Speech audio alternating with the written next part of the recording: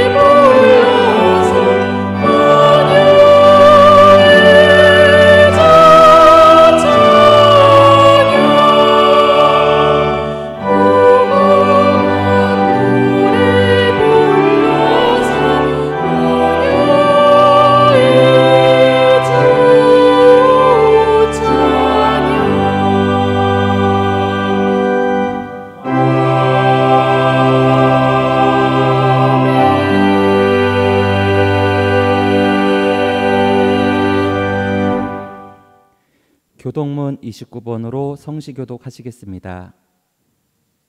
하나님이여, 찬송이 시온에서 주를 기다리오며 사람이 소원을 주께 이행하리이다. 기도를 들으시는 주여, 모든 육체가 주께 나아가리오로다. 죄악이 나를 이겼사오니 우리의 허물을 주께서 사하시리이다. 주께서 택하시고 가까이 오게 하사 주의 뜰에 살게 하신 사람은 복이 있나이다. 우리가 주의 집 곧 주의 성전의 아름다움으로 만족하리이다. 땅을 돌보사 물을 대어 심히 윤택하게 하시며 하나님의 강에 물이 가득하게 하시고 이같이 땅을 예비하신 후에 그들에게 곡식을 주시나이다. 초장은 양떼로 옷 입었고 골짜기는 곡식으로 덮였음에 그들이 다 즐거이 외치고 또 노래하나이다. 사도신경으로 신앙 고백하시겠습니다. 나는 전능하신 아버지 하나님 천지의 창조주를 믿습니다. 나는 그의 유일하신 아들 우리 주 예수 그리스도를 믿습니다.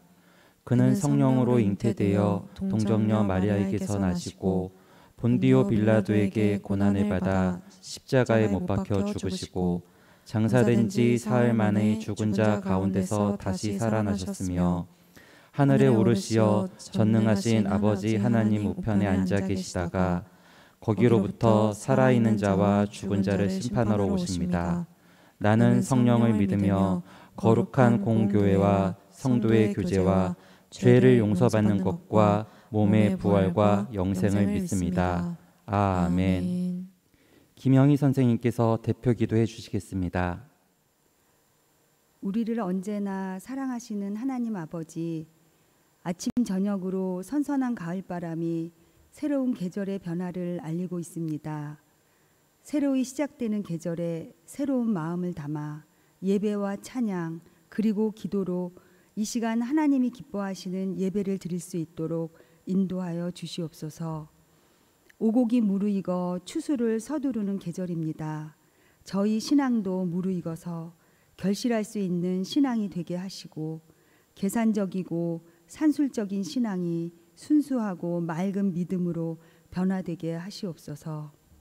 하나님 아버지, 특별히 지난 여름 서희초에서 교사의 꿈을 저버린 가슴 아픈 이야기와 계속 이어지는 많은 교사들의 크고 작은 신음들과 소리내지 못하고 교단을 떠나는 비극적인 사건들이 발생하는 안타까운 현실에 우리 모두는 너무 많이 아픕니다. 그러나 고맙고 감사한 것은 수많은 교사들과 사람들이 함께 가슴 아파하고 같이 아픔을 나눔에 세상에 희망이 있음을 볼 수 있었습니다. 이제 앞으로는 교사들이 마음껏 꿈꾸고 사랑하고 행복하게 교육할 수 있는 세상이 오기를 간절히 바랍니다. 어떠한 어려움 속에서도 모든 교사들이 강하고 담대하게 하나님이 원하시는 모습으로 살기를 간절히 소망합니다. 하나님 아버지, 오래전 주님의 크신 섭리가 계셔서 이곳 군자동에 대항재단을 세워주시고 성령이 강하게 역사하는 믿음의 재단으로 인도하여 주심을 감사드립니다.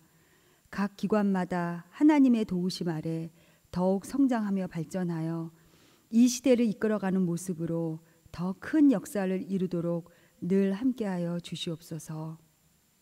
하나님 아버지, 애지원 교회를 위하여 기도드립니다. 애지원 교회가 날마다 하나님의 큰 뜻을 이루어가며 귀한 도구로 사용되게 하시고 힘들고 어두운 곳까지 희망과 소망의 환한 빛을 비칠 수 있는 진리의 등대되게 하여 주시옵소서. 이태야 교목 실장님께서 말씀을 전하실 때 저희의 메마른 심령에 단비의 말씀이 되게 하시고 이 가을에 풍성한 결실을 맺을 수 있는 말씀이 되게 하시옵소서. 찬양으로 영광 돌리는 하늘연 성가대에게도 하늘의 복을 내려 주시옵소서. 이 예배 시간에 성령께서 임재하여 주실 것을 믿으며 이 모든 말씀 예수님의 이름으로 기도드립니다. 아멘. 김덕영 국장님께서 성경 봉독해 주시겠습니다. 성경 봉독 마태복음 5장 38절에서 44절의 말씀입니다. 또 눈은 눈으로 이는 이로 갚으라 하였다는 것을 너희가 들었으나 나는 너희에게 이르노니 악한 자를 대적하지 말라. 누구든지 내 오른편 뺨을 치거든 왼편도 돌려대며 또 너를 고발하여 속옷을 가지고자 하는 자에게 겉옷까지도 가지게 하며 또 누구든지 너로 억지로 오리를 가게 하거든 그 사람과 십리를 동행하고 내게 구하는 자에게 주며 내게 꾸고자 하는 자에게 거절하지 말라. 또 내 이웃을 사랑하고 내 원수를 미워하라 하였다는 것을 너희가 들었으나 나는 너희에게 이르노니 너희 원수를 사랑하며 너희를 박해하는 자를 위하여 기도하라. 이는 하나님의 말씀입니다. 아멘.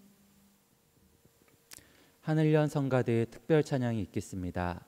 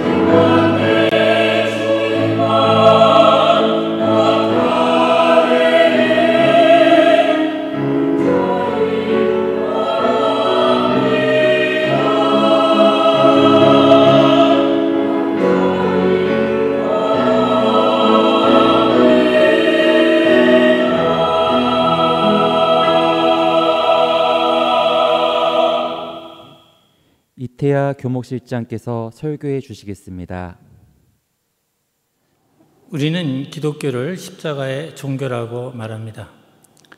이렇게 말하는 이유는 예수께서 이 땅에 오셔서 십자가에서 순환을 받으시고 돌아가심으로써 인류의 모든 죄가 속죄되었다고 믿기 때문에 그렇습니다. 예수가 십자가에서 돌아가심으로 인해서 인류는 사망에서 생명을 얻었습니다. 이러한 고귀한 우리 십자가를 바라보면서, 따라서 모든 기독교인들이라면 이런 십자가를 바라보면서 무한한 감동을 느껴야 될 것입니다. 근데 사정은 그렇지가 못한 것 같습니다. 오늘날 21세기를 살아가는 현대인들은 죄에 대해서 그리 민감하지가 않습니다. 옳고 그름의 문제조차도 심지어는 다름과 차이의 문제라고 생각하기까지 합니다. 그러다 보니 우리가 우리의 죄 때문에 예수께서 십자가에서 돌아가셨다는 그 사실이 마음에 잘 와닿지를 않습니다. 그런데 예수님이 돌아가시던 지금으로부터 2000여 년 전 유대의 땅에서는 죄의 문제는 대단히 예민한 문제였고 모든 사람에게 매우 심각한 문제였습니다. 과거 유대교는 성전 중심 또 제사장 중심의 종교였고, 유대인들이 생각하는 하나님은 공의의 하나님이고 우리가 잘한 일에 대해서는 보상을, 잘못한 일에 대해서는 징벌을 내리는 공의의 하나님이라고 생각을 했습니다. 그렇기 때문에 죄의 문제, 죄에 빠져 어떤 잘못을 저질렀을 때는 하나님께 나아가 그 죄를 속죄하는 제사를 지냈습니다. 그래서 유대교에는 중요한 제사들이 있죠. 번제라든가 속죄제, 속건제, 이것들이 다 죄와 연관된 제사들입니다. 동물의 피를 흘림으로써 자의 죄를 속함을 받는다는 이러한 그 교리가 유대교의 기본 교리였습니다. 근데 이러한 유대교의 그러한 제사를 드리는 이러한 교리는 과거 고대 중근동 지방의 거의 모든 종교가 공유하고 있는 공통된 그러한 현상입니다. 이러한 그 고대 그 제사 중심 또는 이제 성전과 제사장 중심의 이러한 종교는 과거 고대 중근동 지방의 모든 종교들의 공통적 특징인데, 오늘날 우리가 만약에 이러한 종교가 있다면 아마 현대인들 대부분은 이러한 종교를 받아들이지 않을 겁니다. 그런데 놀라운 것은 AD 1세기에도 이미 지식인들은 이런 종교를 받아들이지 않았습니다. 우리가 잘 아는 로마의 사상가이며 정치가였던 세네카는 이러한 종교를 놓고 이런 말을 했습니다. 종교란 민중들에게는 진실이고 현자에게는 거짓이고 정치인들에게는 유용한 것이다 라고 말을 했습니다. 따라서 일반적으로 많은 그 지식인들이 이런 고대 종교, 즉 특히 이제 인간의 기륭화복을 주관하고 또 인간들의 선행과 악행에 대해서 신상필벌로 대응하는 그러한 인격적 신의 존재를 믿지 않았습니다. 오늘날도 이러한 인격적 신을 믿지 않는 사람들이 많습니다. 그러다 보니까 이런 유대교에 근거한 기독교 신앙조차도 부인하는 사람들이 꽤 많이 있습니다. 그런데 우리가 이제 그 신약 성경을 이렇게 천천히 읽어보면 예수님께서는 이런 유대 종교와의 연계성을 강조하면서도 또 한편에서는 이 유대 종교로부터 탈피하고자 하는 그러한 노력을 보이셨음을 알 수가 있습니다. 우리가 요한복음에만 기록된 예수님의 기적에 관한 이야기가 나옵니다. 그것이 바로 가나의 혼인잔치 이야기입니다. 예수님께서는 가나의 혼인잔치에 가셔서 그곳에서 물을 포도주로 만드는 기적을 행하십니다. 이 기적 이야기를 우리가 여러 가지 각도에서 해석할 수 있는데, 무엇보다 중요한 것은 저는 그렇게 봅니다. 이것이 이제 예수님께서 유대교와의 결별, 어떤 면에서 유대교와 자신이 추구하는, 자신이 이 땅에 온 목적이 무엇인가, 자기의 정체성을 명확히 밝힌 사건이 바로 이 사건이라고 생각합니다. 가나의 혼인잔치에서 예수님께서 도착하셨을 때 막 포도주가 떨어졌습니다. 그러자 예수의 어머니인 마리아는 예수가 시키는 대로 하라고 이제 종들에게 이야기를 하죠. 그래서 정결례에 사용하는 큰 물항아리 6개의 물을 채우라고 예수께서 말씀하시자 종들이 그렇게 합니다.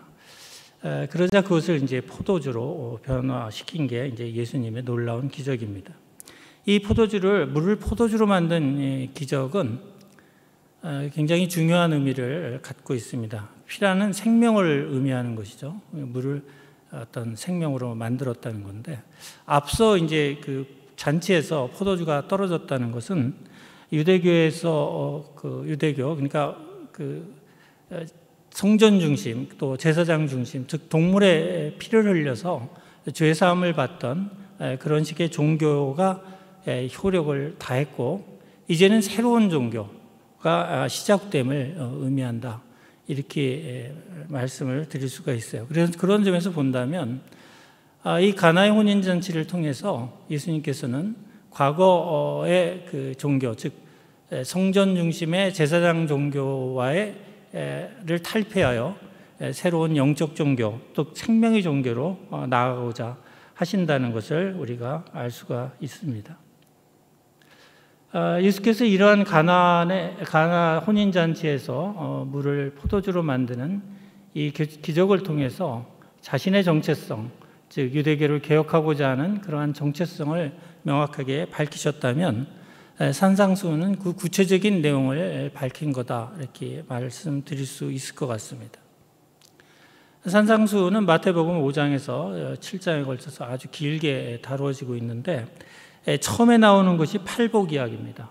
그런데 우리가 복이라고 하면 주로 이제 권력이라든가 부라든가 또는 이제 명예라든가 장수, 이런 것들이 우리가 생각하는 인간적인 복들이죠. 그런데 이런 것들에 대해서 전혀 얘기하지 않고 계십니다. 여기서 얘기하는 팔복은 주로 영적인 그러한 복을 말하고 있어요. 예를 들면 심령이 가난한 자가 복이 있다고 말씀하시고, 애통하는 자가 복이 있고, 온유한 자가 복이 있고, 그 다음에 의에 줄이고 목마른 자가 복이 있고, 긍휼히 여기는 자가 복이 있고, 또 마음이 청결한 자가 복이 있고, 화평하게 하는 자가 복이 있고, 의를 위하여 박해를 받는 자가 복이 있다고 말씀하고 있습니다. 이건 우리가 세상적인 관점에서 볼 때 전혀 복이라고 생각하지 않는 것들이에요.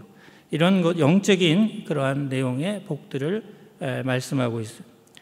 그리고 이어서 율법에 대한 율법적인 그러한 도덕을 비판하고 계시고, 율법을 넘어 율법에 담긴 사랑의 실천을 오늘 말씀하고 있습니다.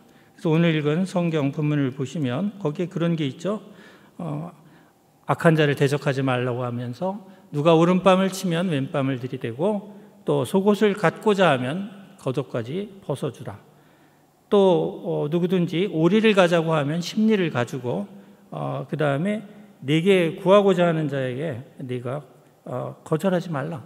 그리고 원수까지도 사랑하라 라고 말씀하고 있습니다.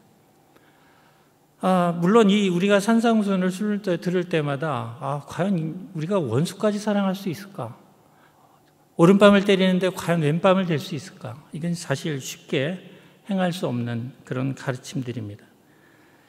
예수님께서나 가능한 일이지 우리가 범인인 우리들이 과연 예수님께서 말씀하신 이러한 가르침을 따를 수 있을까 하는 생각이 들기도 합니다. 우리 결론부터 말씀을 드린다면, 지금 예수님이 가르쳐 주신 이 율법에 담긴 사랑, 그 율법을 넘어선 그러한 사랑의 실천은 우리에게 영성이 없다면 도저히 실천에 옮길 수 없는 그런 가르침들입니다. 우리가 성경을 보면 인간은 영적 존재로 태어났습니다. 인간을 흙으로 빚고 그 안에 하나님께서 푸뉴마, 즉 호흡 또는 영성을 집어넣어 주셨습니다. 따라서 인간은 영적 존재로 태어났습니다. 그러나 이 땅에 태어나서 살아가는 동안 육신의 필요를 채우는 그러한 세속적인 삶에 물들어가다 보면 우리 안에 있는 영성은 또 영혼은 잠들게 됩니다. 따라서 우리가 세속적인 복만을 추구하며 인생을 살아가게 되고, 따라서 영성은 거의 죽은 거나 마찬가지로 잠들어 있게 마련입니다. 그러다 보니까 우리가 제대로 된 이러한 예수님 말씀하시는 이런 사랑을 실천할 능력이 우리에게 없는 것처럼 보입니다. 예수님이 이 땅에 오신 이유는 바로 우리 안에 잠자는 이 영성을 깨우기 위해서 이 땅에 오신 것입니다. 예수님께서는 우리의 잠자는 영성을 깨우기 위해서 그가 하신 여러 행적들이 있습니다. 물론 많은 기적을 행하셨고, 배고픈 이를 먹이셨고, 병자를 치유해 주셨습니다. 그리고 산상수훈과 같이 말씀으로 가르치셨고, 그러나 그가 이 땅에 오셔서 한 가장 중요한 일은 십자가에서의 순환입니다. 이 십자가 사건을 통해서 우리에게 아주 귀한 메시지를 전하고 계십니다. 우리는 보통 십자가 사건을 인류의 죄를 대속한 그런 사건으로만 이해합니다. 제가 아까 서두에도 말씀드렸지만 이거를 그러한 맥락에서만 우리가 십자가의 사건을 바라보면 오늘날 현대인들에게는 크게 감동이 없습니다. 우리는 십자가를 바라볼 때 십자가에 매달린 예수님을 바라봐야 합니다. 그 예수님의 얼굴 속에서 우리 자신을 바라볼 수 있어야 됩니다. 십자가에서 고난받는 예수님의 그 고통스러운 모습 속에서 바로 우리 자신의 모습을 바라보아야만 십자가의 제대로 된 의미가 우리 마음에 와 닿을 수 있습니다. 그리고 예수님이 십자가 사형에서 외치신 부르짖은 엘리 엘리 라바 사박단이라는 그 절규가 바로 우리 자신의 절규로 나와야 합니다. 그래야만 그 십자가의 의미가 우리 마음에 와 닿을 수가 있습니다. 다시 말씀드리면 십자가 달리신 예수님을 바라볼 때 우리의 말로 이 육신으로 이루어진 인간의 삶이 결국은 그와 같은 모습으로 최후를 맞게 될 것이라는 것을 우리가 직시해야 합니다. 그리고 우리 인생이, 우리 인간이 오직 이 육신으로만 구성된 존재라면 그와 더불어 우리의 삶도 끝을 내고 우리가 이 땅에서 무슨 일을 했던 그 모든 일이 결국은 헛되고 헛된 일이라는 깨달음을 우리가 얻어야 합니다. 그때 십자가는 우리에게 선택을 이야기합니다. 예수님께서 이 땅에 오셔서 우리에게 가르치신 말씀이 십자가의 이야기도 하셨지만 결국은 인간은 영적 존재라는 이야기셨고, 결국 인간이 죽음으로 모든 것이 끝나지 않고 영원히 부활하고 또 영생에 이른다는 가르치심이셨습니다. 우리가 이 십자가를 바라보고 결국 예수를 믿을 것인지 아니면 부인할 것인지 이 선택의 기로에 서게 됩니다. 우리가 예수를 믿는다는 것은 예수님의 가르침인 부활과 영생을 믿는다는 것을 의미합니다. 또 예수님의 가르치심인 영생과 부활을 믿는다는, 부활과 영생을 믿는다는 것은 곧 우리의 본체, 우리의 본질이 이 육신이 아니라 영혼임을 믿는다는 그런 말입니다. 우리가 바로 이러한 영적 존재임을, 우리 자신이 이러한 영적 존재임을 우리가 믿을 때 우리는 비로소 아까 불가능해 보였던 산상수훈의 가르침을 우리가 이 땅에 살면서 실천할 수 있는 능력이 생겨납니다. 우리가 이 땅에서 사는 삶이 삶의 모든 것이 아니고 우리가 결국 죽어서 가는 내세가 있음을 확고하게 믿을 때 우리의 삶은 완전히 달라지게 됩니다. 또한 예수님이 아까 말씀하신 오른밤을 때리면 왼밤을 때리고 오리를 가자면 십리를 가지고 또 우리의 원수까지도 사랑할 수 있는 그러한 마음은 바로 인간의 삶이 이 육신의 죽음으로 끝나는 것이 아니라 우리가 죽어서 심판이 있고 또 이후에 영생이 있음을 믿을 때 이러한 능력이 생겨나게 되는 것입니다. 우리가 자신의 목숨을 내어주는 이러한 사랑은 사실 쉽지가 않습니다. 그러기에 예수님만이 할 수 있는 그런 행동처럼 보입니다. 그런데 실제 인간의 몸으로 이러한 사랑을 실천한 사람이 있습니다. 폴란드의 신부였던 막시밀리안 콜베 신부라는 분이 있습니다. 2차 세계대전 당시 폴란드에서 사제로 활동을 했는데 유대인 난민들을 구호하고 또 잡지를 통해서 나치를 고발하는 그런 활동을 하던 이 신부님은 게시타포에 체포돼서 아우슈비츠라는 악명 높은 수용사로 끌려가게 됩니다. 거기에서 지내던 중에 자신이 갇혀있던 동에서 한 죄수가 탈출을 하게 됐습니다. 그러자 수용소 소장은 그 징벌로, 그러니까 죄수가 탈출하는 것을 방관했다는 이유로 그 같은 동에 있던 죄수 중에 10명을 무작위로 뽑아서 아사형을 내립니다. 다시 얘기하면 굶어 죽이는 거죠. 그래서 한 줄기 빛도 없는 캄캄한 감방에 무작위로 선출한 10명을 가두고 물과 음식을 전혀 주지 않고 굶겨 죽이는 그런 아사형을 선고합니다. 그래서 10명을 무작위로 뽑았습니다. 근데 그 중에 한 명이 울부짖기 시작했습니다.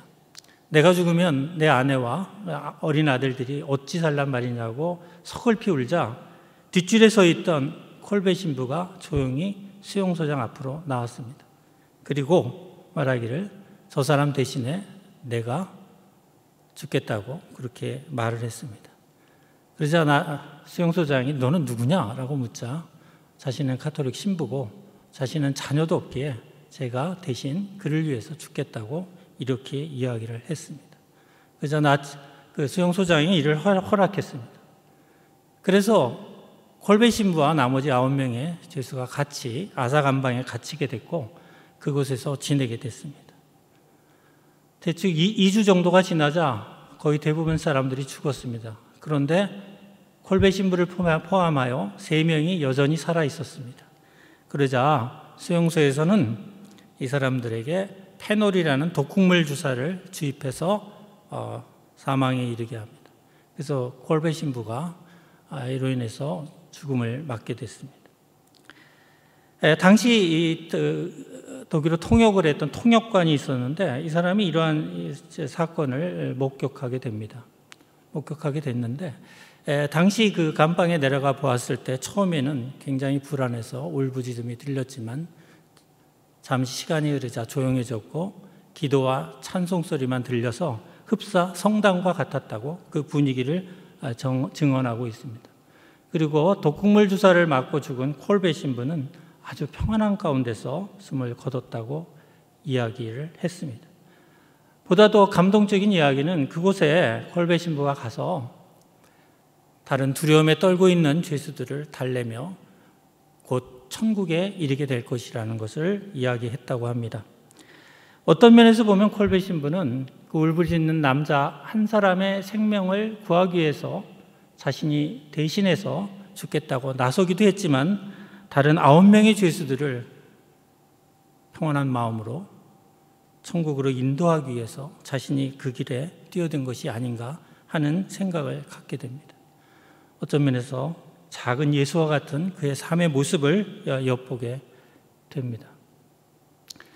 그로 인해서 살아난 그 폴란드인, 목숨을 건진 그 폴란드인은 그로부터 40여 년 넘게 43년인가를 더 살아서 95세까지 살았는데 이 콜베 신부의 이야기를 온 세계에 돌아다니면서 증거하다가 숨을 거두었다고 합니다. 이 콜베 신부의 얘기는 결국은 내세에 대한 그의 확신과 그 다음에 소망이 결국 그로 하여금 거의 불가능해 보이는 자신의 생명을 내어주는 사랑을 실천할 수 있도록 인도했다고 생각이 됩니다. 따라서 오늘날 우리가 산상수훈을 읽으면서 이것이 어떻게 이런 일을 할 수 있을까 하는 생각을 가질 수가 있습니다. 이것은 우리가 거듭나지 않고서는 이러한 가르침대로 살 수가 없습니다. 그러나 우리가 부활과 내세, 즉 영생에 대한 말씀을 굳건히 믿을 수 있다면 얼마든지 이러한 사랑을 실천하며 살 수 있다는 것을 콜벳 신부는 오늘날 우리에게 증거하고 있습니다. 결국은 기독교 신앙이라고 하는 것은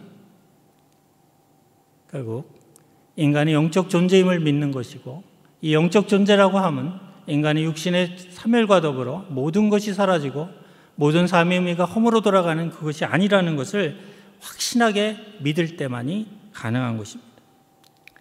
우리가 종종 하나님을 믿는다고 하면 이 세계를 창조한 어떤 전능한 어떤 개체, 어떤 신비스러운 존재를 믿는 것으로 생각하기 쉽습니다. 그러나 우리는 하나님이 어떤 분인지 어느 누구도 알지 못합니다. 이 땅에서 70억이 넘는 인류가 살고 있지만 어느 누구도 하나님을 본 사람은 없습니다. 또 수많은 사람들이 살다가 갔지만 인류 역사상 그 어느 누구도 하나님을 직접 본 사람은 아무도 없습니다. 우리가 하나님을 믿는다는 그 말은 이 세계를 창조한 어떤 개체를 믿는 것이 아니라 어떤 면에서 보면 우리의 성경에서 우리에게 가르쳐 주시는 우리가 영적 존재임, 그리고 우리가 어디에 가치를 두고 살아야 되는지 하는 그러한 세계관과 가치관을 믿는 것입니다. 그리고 어떤 삶이 의미 있고 가치 있는 것인지 그것에 대한 확고한 믿음을 갖는 것입니다. 이러한 믿음을 가질 때만이 우리의 삶은 매 순간 의미 있는 삶이 될 수 있을 겁니다. 과거 우리가 그 여호수아서를 보면 여호수아가 죽기 직전에 모든 이스라엘의 족장과 장로들을 한자리에 모으고 유언을 하죠. 그때 이런 이야기를 하죠. 우리 선조들이 믿던 여호와를 믿던지, 강 저편 즉 애굽에서 믿던 그 신을 믿던지, 아니면 지금 가나안에 들어와서 가나안 사람들이 믿는 그 신을 믿던지 오늘날 너희들이 믿을 신을 선택하라 하고 말합니다. 오늘날 십자가는 우리에게 이렇게 말합니다. 예수 그리스도를 믿을 것인지 아니면 재물을 믿을 것인지 이것을 우리로 하여금 선택하라고 말하고 있습니다. 오늘날 산상수훈에서도 그 말이 나오죠. 하나님과 재물을 우리가 동시에 섬길 수 없다고 말씀하고 있습니다.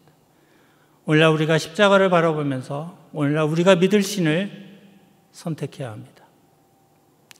우리가 하나님 여호와를 믿을 것인지 아니면 재물을 믿고 이 땅에서의 삶이 유일한 생이라고 믿고 살던지 우리는 선택을 해야 합니다. 이 선택의 기로에서 우리가 아까 읽은 그 산상수훈을 우리가 되새겨보면 답이 나옵니다. 우리가 재물을 믿고 이 땅에서 삶이 유일하다고 생각하는 사람들은 절대 산상수훈을 실천할 수가 없고 인간으로서는 절대 실천할 수 없는 그런 계율이라고 말할 것입니다. 그러나 하나님을 믿고 예수 그리스도를 믿는다면 결국 우리는 부활과 내세를 믿고 또 우리가 영적 존재임을 믿는 것입니다. 그리고 이러한 믿음은 아까 제가 말씀드린 것 같이 콜벳 신부와 같은 그런 놀라운 삶의 궤적을 보일 수 있습니다. 콜벳 신부의 이야기를 들으면서 저는 굉장히 감동을 받았습니다.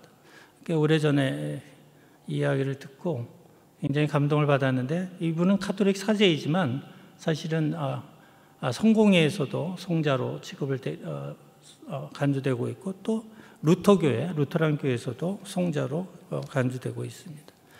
그뿐이 아니라 종교를 초월해 자신의 생명을 남을 위해서 내어줬다는 점에서 많은 사람들의 마음을 움직이고 있습니다. 이러한 분들이 있다는 것은 결국은 우리가 오늘 읽은 산상수훈의 말씀이 결코 예수님만 할 수 있는 그러한 일이 아니라 우리 자신들도 이런 행동을 할 수 있다는 것을 보여주고 있습니다. 일단 우리가 선택해야 될 것이 있습니다. 그것은 바로 하나님을 믿을 것인지 아니면 우리가 재물을 믿을 것인지 이것을 우리가 선택해야 될 것 같습니다. 네, 말씀을 마치겠습니다. 잠시 기도하겠습니다. 하나님 감사합니다. 오늘 우리가 산상순과 또 골배 신부님의 이야기를 통해서 은혜를 나누었습니다. 우리 마음 속에 사랑이 넘칠 수 있도록 우리가 내세와 또 영생을 믿는 그러한 믿음을 갖도록 주님 인도해 주시옵소서. 우리의 능력으로는 절대 산상수훈의 가르침대로 살 수 없음을 잘 알고 있습니다. 주님, 우리가 예수님을 믿을 때 또 우리 안에 성령께서 내주하실 때 우리의 이런 능력이 발휘될 줄 믿습니다. 주님, 저희들과 함께하여 주시옵시고 우리의 일생이 주님 안에서 큰 은혜를 누리며 주님께서 말씀하시는 팔복을 누리며 살아가는 그러한 삶이 될 수 있도록 주님 인도해 주시옵소서. 이 모든 말씀 예수님의 이름으로 기도합니다. 아멘. 은혜의 말씀 감사합니다. 양승준 목사님께서 환영 및 광고해 주시겠습니다. 네, 오늘 설교해 주신 이태하 교목실장님 감사드립니다. 은혜와 도전이 되는 이 말씀들 붙들고 실천할 수 있기를 간절히 바랍니다. 9월의 기도 제목입니다. 세계 곳곳에서 발생하는 자연재해들 또 전쟁으로 고통받는 이들을 위해서 기도합니다. 정치적인 안정과 경제적인 번영으로 우리 대한민국이 세계 속에 우뚝 설 수 있도록 기도해 주시기 바랍니다. 대양재단에 속한 교육기관 그리고 사업체가 주님의 능력으로 선한 영향력을 펼쳐갈 수 있도록 기도해 주시기 바랍니다. 애지연교회가 복음 전파와 영혼 구원의 사명을 이루어가는 주님의 도구가 되도록 기도해 주시기 바랍니다. 공지사항입니다. 교회 사정으로 인해서 온라인으로 주일 예배를 함께 하고 있습니다. 영과 진리로 예배하신다면 우리 예배를 기쁨으로 흠양해 주실 것입니다. 일정한 시간을 정하셔서 경건한 마음으로 예배하시고 또 애지연교회 예배와 많은 사역들이 정상화될 수 있도록 기도해 주시기 바랍니다. 자, 온라인으로 예배를 드리는 관계로 헌금은 계좌 이체로 받고 있습니다. 계좌번호는 화면에 자막을 참조해 주시기 바랍니다. 무더위가 물러가고 선선한 바람과 함께 이제 가을의 분위기가 물씬 풍기고 있습니다. 계절의 변화와 또 생명의 신비를 통해서 창조에 걸출한 섭리를 이루어 가시는 주님께서 우리의 삶에도 함께 하시고 간섭해 주시고 또 인도해 주시리라 믿고 기도해 주시기 바랍니다. 주일 예배 순서를 맡아 주신 분들 화면에 나타나고 있습니다. 순서 맡아 주셔서 깊이 감사드립니다. 오늘 환영 및 관고는 이상입니다. 결단 찬송 342장 부르시겠습니다.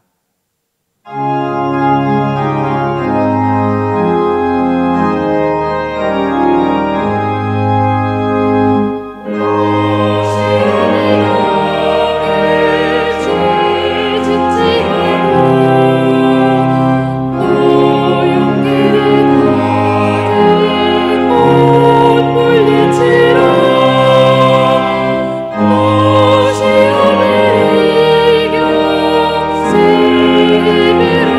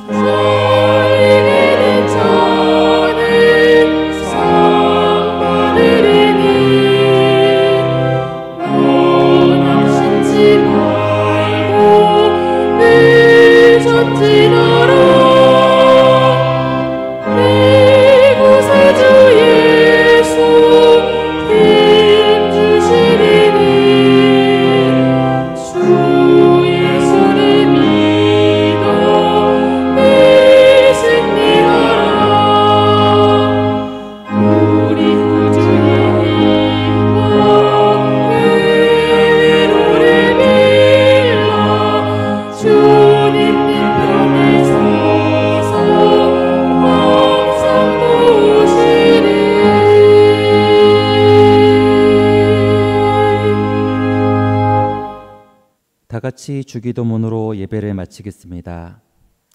하늘에 계신 우리 아버지, 아버지의 이름을 거룩하게 하시며 아버지의 나라가 오게 하시며 아버지의 뜻이 하늘에서와 같이 땅에서도 이루어지게 하소서.